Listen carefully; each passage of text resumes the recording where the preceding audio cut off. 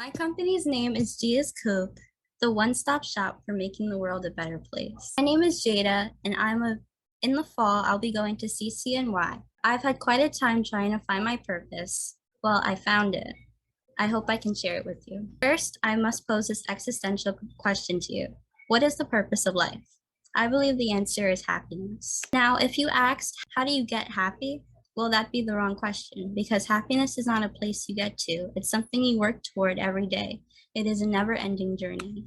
This is a sustainable business model based on social values like inclusion, environmental values like zero emission, and economic values like profit. Happiness as a business model is possible. Psychology professor and happiness specialist Sandra Lubomirski says that research shows happier people experience more success, positive reviews, higher customer satisfaction, greater creativity, higher incomes, and less burnout, which is great for the company, workers, and customers. Our mission is to combine consulting and certification. We will focus on company-worker relationships, improving worker happiness through equitable pay, work-life balance, and etc., which will improve company profits. We will consult with companies of any size and help them get Gaea's Coop certified based on economic, social, and environmental sustainability. A study from the University of Oxford found that happy workers are proven to be more productive, have less turnover, and less sick days, which means more money for the company. A 2021 workplace happiness study commissioned by Indeed and conducted by Forrester Consulting found that 50% of people believe expectations around work happiness have increased over the last 5 years. Furthermore, 97% of people feel like happiness at work is possible. This worker happiness pyramid shows levels of importance of drivers and happiness in the workplace. Basic needs include support and fair pay. Once those are achieved, companies can reach the most important driver, feeling energized. Workers want to do what they love. They want to feel a sense of purpose and motivation to be the best. Companies like Deloitte and McKinsey & Company are simply consulting firms, and companies like LEED and B Corp are simply certification companies. The difference is we are a one-stop shop. We will combine all of their services and provide consulting and sustainability standards to people and businesses. The business plan. Step 1 is partnering with nonprofits who are experts in social, environmental, and economic sustainability to help us make the survey and rubric to judge businesses. Step 2 is creating the survey and rubric. Start with a company worker relationship. Create the QR code and quiz so that workers can test their happiness with the company based on the happiness pyramid and sustainability pillars. Alliance. Businesses agree to be a part of the alliance to gain profit and connections. Consulting. Based on the worker happiness score, we tell the company how to change to optimize.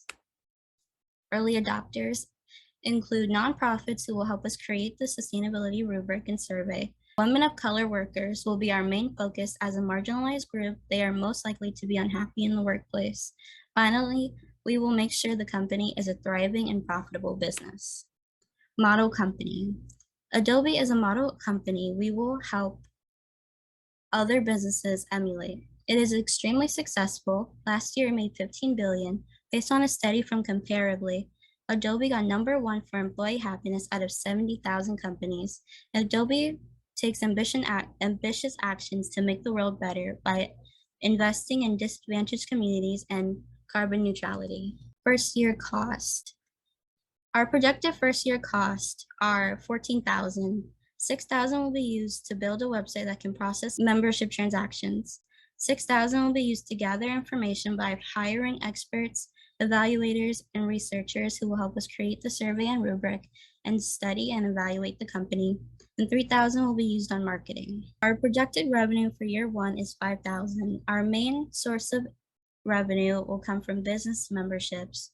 We will also do people memberships where we charge a finder's fee for helping people get jobs. I'll leave you with our tagline. It's about more than money. It's about shifting the paradigm. Thank you. Okay, so we're going to open the floor. And I also want to give gratitude and thanks to Kim Viati, Vice President of Dignity of Children, who was Jada's mentor for the last 6 months. Thank you so much. And we could stop sharing and give the floor to our experts to give Jada some feedback. I just want to start out by saying awesome. When I tell you Jada is going to be a politician. I can tell you that. You're all going to be here one day and you're going to say, wow, remember that girl? Yes. Jada has so many awesome ideas and so many things that she wants to do to help the world, and also just to create a great environment for everyone who's coming up in the work field, that I just am so, it's great working with you. And I know I'm going to continue working with you, Jada. So I'm just really glad that we got focused and we pulled in the reins, because it was big. And I will echo exactly what you said, Jada. Fantastic. I'm so impressed by you, like totally impressed by you. And I had just a follow-up question about your presentation. So how exactly are you going to do marketing? It's a big idea, and it's an idea that it seems like it's turnkey to any sort of big business that would want to do that sort of work.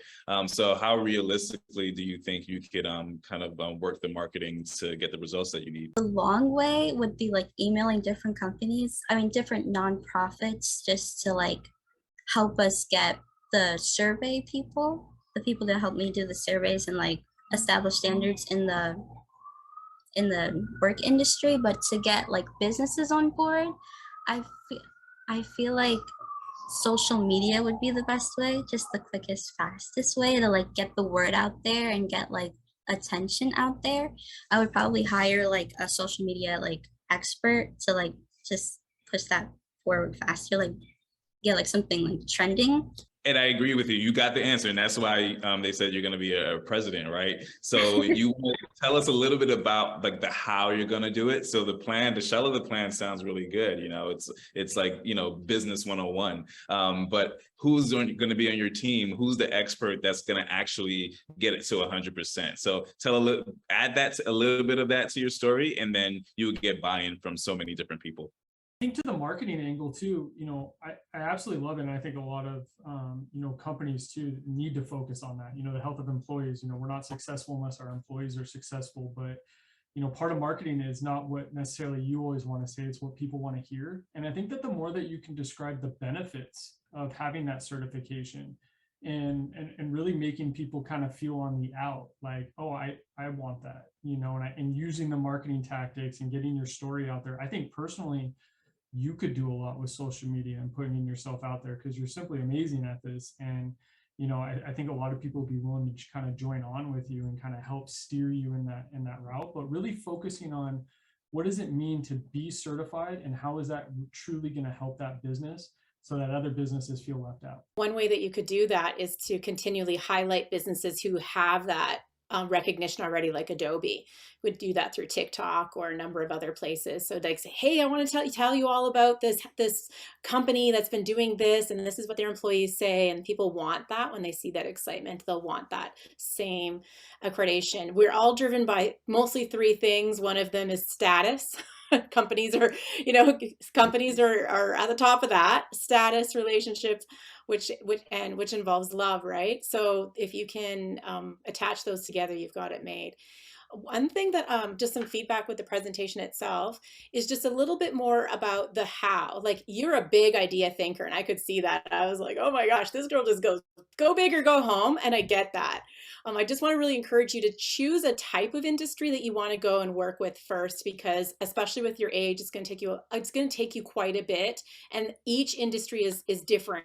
And so if you can pick one that your heart is attached to first and start working with them in your beta or your early adopters, understand their language, understand the industry. That will help amplify what you're doing instead of trying to understand what all the different industries are talking about. So choose one to start with. I want to start in this industry and get these ones accredited, and then just see from there where it goes. That's just something I'd recommend to just bring it down a little bit to be a bit more manageable, because the world is your oyster, my friend.